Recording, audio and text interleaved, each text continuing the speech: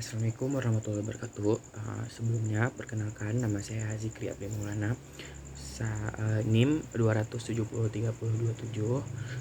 Jadi di video ini saya akan menjawab pertanyaan dari biologi laut, yaitu ujian tengah semester atau UTS.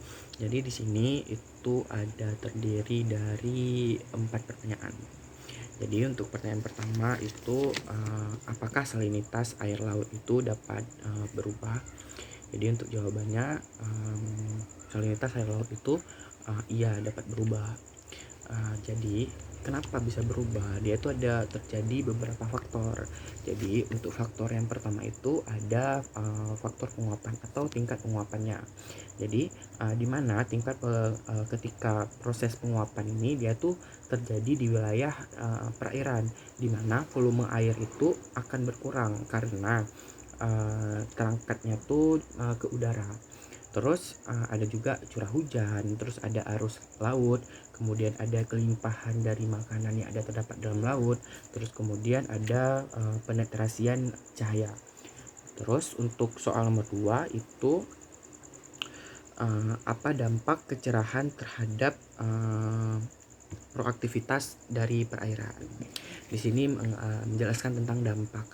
Jadi untuk dampak kecerahan untuk produktivitas perairan atau pada air laut, ya kan, itu tuh sebenarnya ada beberapa dampaknya. Di sini saya akan menjelaskan cuman 2 dampak yang terjadi produktivitas pada perairan.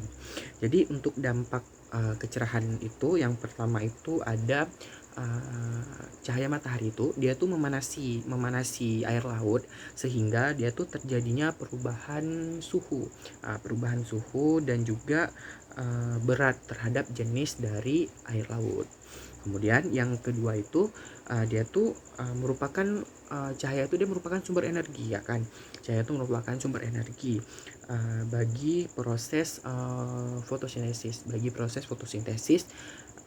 fotosintesis alga dan juga tumbuhan-tumbuhan yang ada di dalam air laut.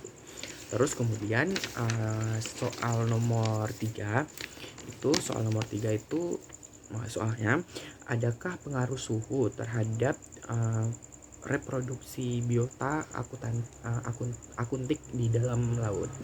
Jadi kalau ditanya pengaruh suhu terhadap reproduksi biota, kalau ditanya pengaruhnya, ya tentu saja itu berpengaruh, ya kan, ada pengaruhnya. Jadi kalau pengaruhnya itu yaitu suhu itu kan dia dapat mempengaruhi pernapasan, ya kan.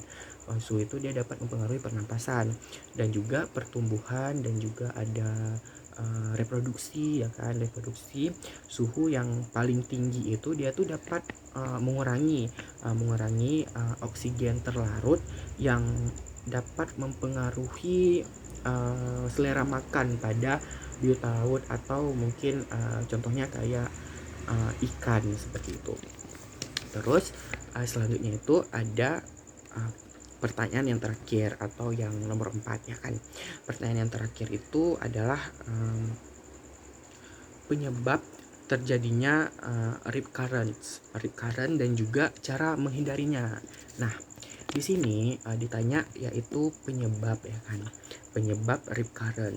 Jadi kalau penyebab dari rip current tadi, yaitu dia tuh disebabkan karena adanya pertemuan antara ombak ke ombak atau pertemuan ombak yang sejajar. Nah, yang sejajar dengan garis pantai, yang sejajar antara ombak dan ombak tadi yang sejajar dengan garis pantai, sehingga dia tuh dapat menyebabkan atau terjadinya arus balik antara ombak ke ombak tadi. Dia tuh terjadinya arus balik dengan kecepatan arusnya itu sangat tinggi. Kenapa? Karena dia tadi itu kan pertemuan antara satu ombak dengan satu ombak yang lain, dan dia tuh juga sejajar dengan garis pantai itu. Sehingga dia tuh terjadinya arus balik antara ombak dan ombak tadi. Terus selanjutnya itu ada cara menghindarinya. Nah, di cara menghindarinya ini tuh mungkin saya kurang tepat menjawabnya nanti, karena saya juga kurang tahu cara menghindarinya kayak itu kan, karena juga belum terlalu tahu atau belum terlalu paham tentang recurrent kayak gitu. Jadi kalau untuk cara menghindarinya, sepengetahuan saya atau setahu saya itu, usahakan kita itu mengapung atau juga kita tuh kayak apa ya, berenang. Nah, atau juga kita tuh kayak berenang menuju ke arah lepas pantai terus kita mengapung atau berenang gitu kan, lepas pantai, kemudian kita tuh mengikuti dari rip current tuh. Nah, kita tuh mengikuti apa sih yang rip current tuh kasih kayak gitu. Jadi kita ngikutin aja gitu arus dari dia, sehingga lama-lama kan kita berenang ngapung kayak gitu. Kita usaha juga kayak ngapung berenang gitu, sehingga rip current tuh dia tuh kayak apa ya, berkurang atau dia tuh capek kayak tuh capek, sehingga dia tuh bakal kewalahan kayak Tuhan, jadinya dia tuh nggak ngikutin kita lagi. Nah, sekiranya kayak gitulah, kira-kira seperti itu jawaban dari saya. Jadi soalnya udah habis, jadi cuman ini soal yang bisa saya sampaikan atau yang bisa saya jawab. Maaf apabila ada salah kata atau mungkin salah jawaban. Mungkin demikian saya akhiri. Assalamualaikum warahmatullahi wabarakatuh.